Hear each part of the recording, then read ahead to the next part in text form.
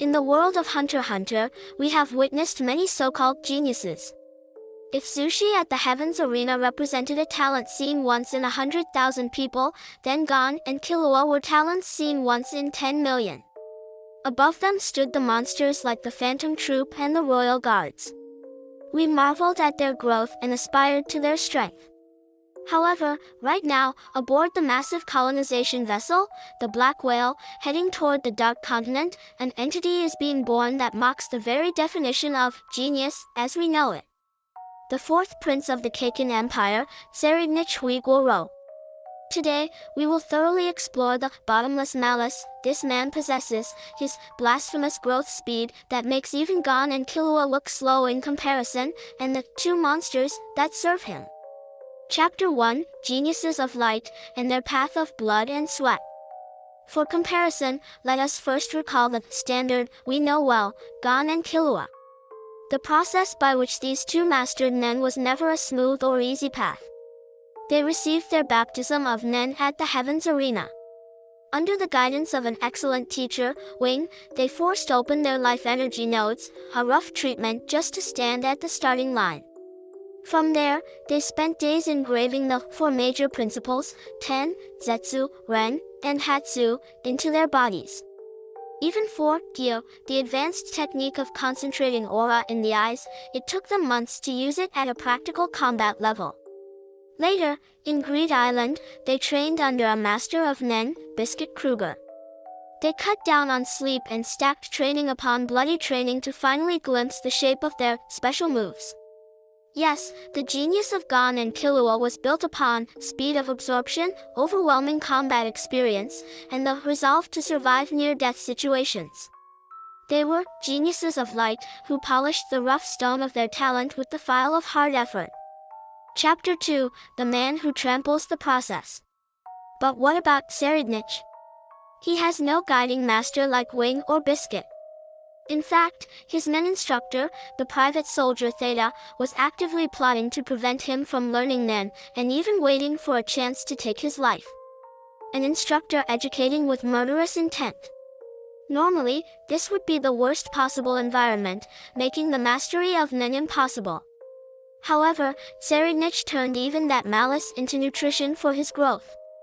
Symbolic of this is his speed in mastering Gyo. The technique that took Gon and his friend months to refine, Tserriednich grasped the knack of in a mere half-day. This sharpness of sense cannot be simply labeled as genius. It is abnormal. Theta's internal despair when she whispered, "You're kidding," mirrored the feelings of us, the readers. Even more terrifying is his mastery of Zetsu.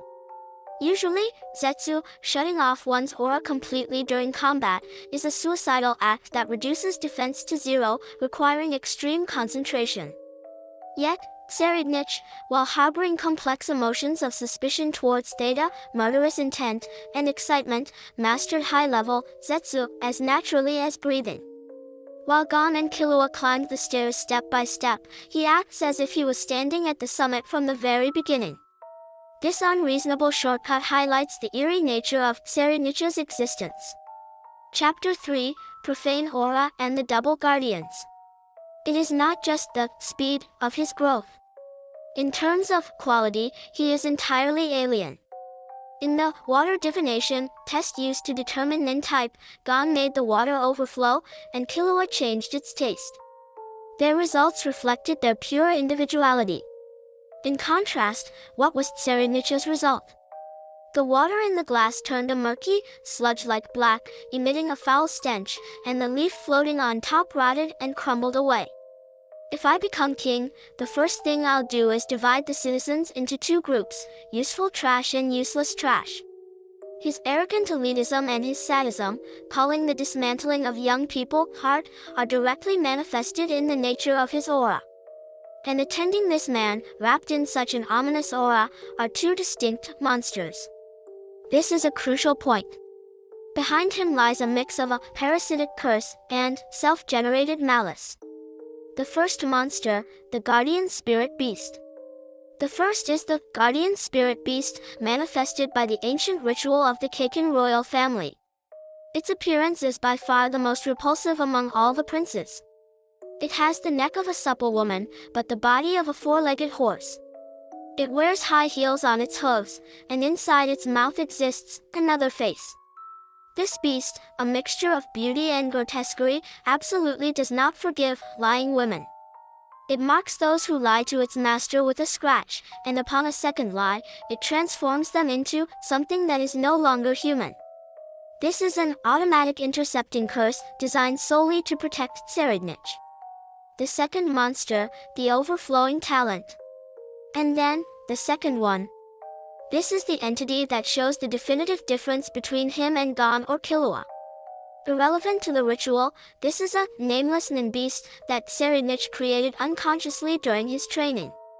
Unlike the guardian spirit beast, this one has a head reminiscent of male genitalia and a massive, muscular body, a true incarnation of violence. What is terrifying is that he never intended to create a nin beast. He was simply refining his aura, but the talent and malice swirling within him were too vast for his vessel to contain, and they spilled over, taking shape on their own. While Gon and Killua desperately visualized to create their abilities, Tserriednich gave birth to this as a byproduct of his unconscious mind.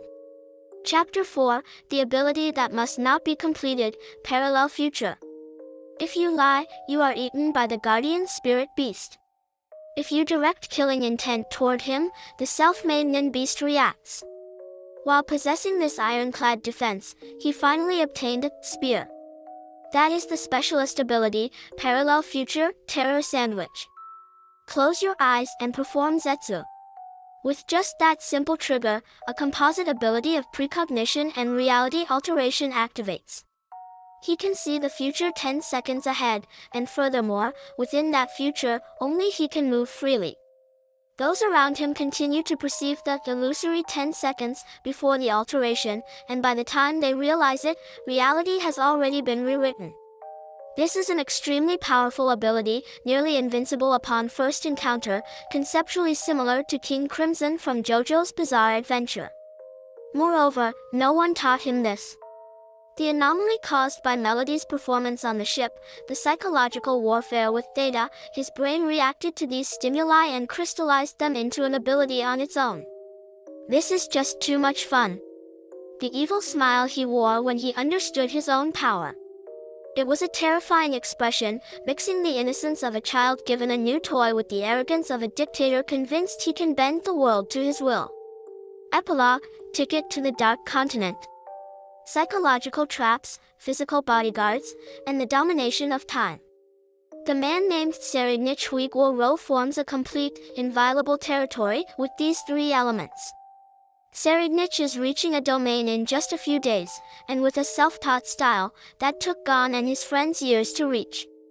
His existence might be a fierce antithesis from the author, Yoshihiro Togashi, against the standard shonen manga tropes of effort and friendship. What happens if he continues to grow at this pace? Kurapika's chain jail can only be used against the Phantom Troop. This means Kurapika must face this monster who sees the future without his ultimate weapon.